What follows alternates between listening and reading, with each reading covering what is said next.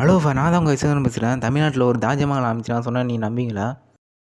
திருவாரூர்லேருந்து ஒரு 8 கிலோமீட்டர் தள்ளி அம்மையப்பருங்கிற ஊரில் தாங்க இந்த தாஜ்மஹால் வந்து அமைச்சிருவாங்க. ஃப்ரெண்ட்ஸ் இங்கே பார்த்தீங்கன்னா சின்ன கட்டளைகள்லாம் அமைச்சிருந்தாங்க. என்னென்னு பார்த்தீங்கன்னா உள்ளார இந்த கேமராலாம் அலோவ் கிடையாது அப்படின்னு சொல்லியிருந்தாங்க. மற்றும் கப்புள்ஸ்லாம் உள்ளார போகக்கூடாதுன்னு விதிமுறைகள்லாம் அமைச்சிருந்தாங்க ஃப்ரெண்ட்ஸ். திருவாரூர் வந்து 8 கிலோமீட்டர் ஆட்டோ புக் பண்ணி தான் ஃப்ரெண்ட்ஸ் வந்தோம். இப்போ இந்த தாஜ்மஹாலை பார்த்தீங்கன்னா செம கூட்டங்க. இப்போ தான் ஃபேமஸ் ஆகிட்டு வந்துட்டு இருக்குது இந்த தாஜ்மஹால். ப்ளஸ் இந்த தாஜ்மஹால் உள்ளார போகக்கூடாதுன்னு ஒரு போஸ்டர் ஒன்று ஒட்டிட்டாங்க, உள்ளே அனுமதி இல்லைன்னு. பார்த்தீங்கன்னா மணி வந்து இப்போ 1 ஆயிடுச்சிங்க. பார்த்தீங்கன்னா ஒரு தொழுகிற இடம் திறந்துட்டாங்க. பார்த்தீங்கன்னா உள்ளார வந்து போயிட்டுருக்காங்க தொழுகிறதுக்கு. பாருங்கள் ஃப்ரெண்ட், இதுதான் தொழுகிற இடம். ஃப்ரெண்ட் இந்த தாஜ்மஹால் உள்ளார வந்து ஒரு சமாதி ஒன்று அமைச்சிருக்காங்க. அவங்க பேர் வந்து என்னன்னு உங்களுக்கு தெரியுமா ஃப்ரெண்ட்? தெரியலன்னா உங்களுக்கு சொல்கிறேன் இப்போ.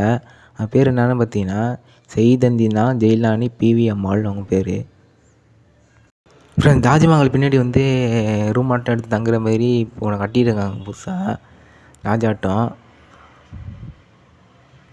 இப்போ பக்கத்தில் ஒரு ரூம் மாதிரி எடுத்து தங்கியிருக்காங்க. இருந்தாலும் மக்கள் இந்த இடத்துலேருந்து கொஞ்சம் பேர்லாம் தங்கியிருக்காங்க, நிறைய பேர் இங்கே வந்து.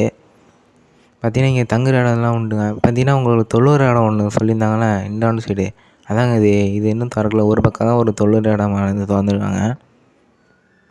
இதாங்க தொழுகிற இடம், இன்னும் திறக்கலங்க. ஒரு சைடு தான் தொழுகிற இடம் வந்து திறந்துருக்காங்க. அப்புறம் இந்த தாஜ்மஹால் சும்மா சொல்லக்கூடாதுங்க. பார்த்தீங்கன்னா டெல்லி ஆக்ராவில் உள்ள அதேமாரி அச்ச சிலையே தாஜ்மஹாலை வந்து வடிவமைச்சிருக்காங்க. பார்த்தீங்கன்னா இந்த தாஜ்மஹால் நீங்கள் வரலன்னா வந்துட்டு போங்க. பார்த்தீங்கன்னா இப்போ ஃபேமஸ் ஆகிட்டு வந்துடுது.